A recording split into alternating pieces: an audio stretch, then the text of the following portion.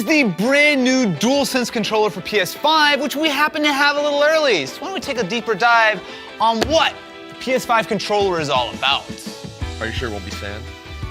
If there's sand inside this box, I'm gonna cry live on camera. So up front, Dualsense wireless controller for PS5. We'll flip it over to the back. Haptic feedback, feel more with physically responsive feedback to your in-game actions, adaptive triggers. That's actually something I definitely want to try. The built-in microphone, which is nice to have because I'm someone who doesn't usually keep a headset around. And signature comfort. Contents, Dualsense wireless controller and an instruction manual. No USB-C. Compatible hardware, PlayStation 5. I hope that that's not always gonna be the case, because it's gonna be really sad if this doesn't work on Android, iOS as a normal Bluetooth controller. All right, here goes nothing. Let's unbox the PS5 controller for the first time. And inside here, well. No, literally, facing you. This it was thing. facing. No. This thing? Do you want me to unbox it for you? Oh, this thing. Oh! Yeah, that. I saw that. Oh, yeah! That is a Dualsense controller. This isn't white at all. This is gray. All of the images make it look totally white. Wait, here. For comparison, this is a DualShock 4. Can you see the difference there? Yeah. This looks so significantly grayer. All right. Before I look too much into the controller, that's literally all you get in the box. There's an instruction manual, but there's no USB cable or anything like that. So what do you get with your $70 Dualsense controller for PS5? Well, first of all, a very similar, familiar layout. So you have your D-pad here, which I will say the D-pad is like one individual piece, so you can see that the entire thing moves as you tap it back and forth. You also do have your standard buttons, which actually have like a little bit of a different feel to them. We have our clickable PlayStation button. Oh, it's come alive. Okay, well, we'll ignore that for a moment.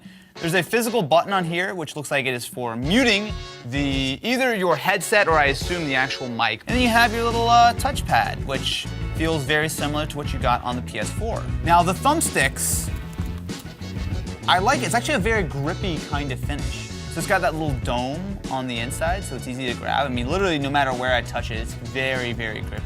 I'm gonna teabag your mom. I don't know, is that what kids sound like on PSN these days? So on top, we have our triggers. Oh, that's actually really nice. That's actually surprisingly stiff. Not so much the fact that you really have to crank it in, but you have a lot of sort of levels of sensitivity there. Interesting. Something I'll say with all of these buttons, they feel well damped, right? So if you use a lot of controllers, especially if you use cheap controllers, you can tell that oftentimes you can see that it's a button, but it kind of just feels sort of hollow. It doesn't feel very, I don't want to say premium, but you kind of tell it just feels a little cheapy. Every single one of these buttons, you can hear it.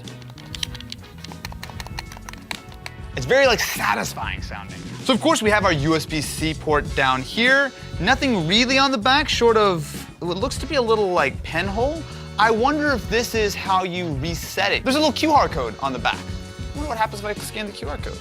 There we go, hit the code. Oh, look, that exactly lines up with the actual number on the back of the PS5 controller. So I don't know if you can see, but it's really pretty sharp, whereas you look at something like the DualShock 4, it's much rounder on the bottom. So there's no doubt that the DualSense is a larger overall controller than what you get with the DualShock 4. Tear this thing apart, but I kind of want to see what's inside. Just a little bit, just a little bit. Welcome, friends, to a trip down bad idea lane. Starting out with, let's do what no one in their right mind would ever try and think would remotely work. Let's plug the Dualsense controller into an Xbox Series X.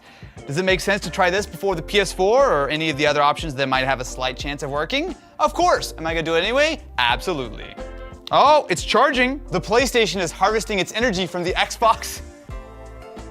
Nope. Okay, don't plug this into your Series X. Let's try a PS4. So, I don't think this is supposed to work. And is it going to work? Wait, look. Yeah. Oh my God, the microphone works. Check. Ah, it works. I mean, that sounds terrible. Oh, look at that. Is that? Oh my God. Is that it? No, it is not. Wait. No. But it cared though, it showed up as a wireless controller. Wait Oh a no, it's minute. blue. It's blue though. That's It's definitely the connected. one. And it's not to say that this in the future couldn't work with the PS4. I don't think they would necessarily need. They want to add sell that. PS5s. Yeah, absolutely. This just got spicy, my friends. Spicy.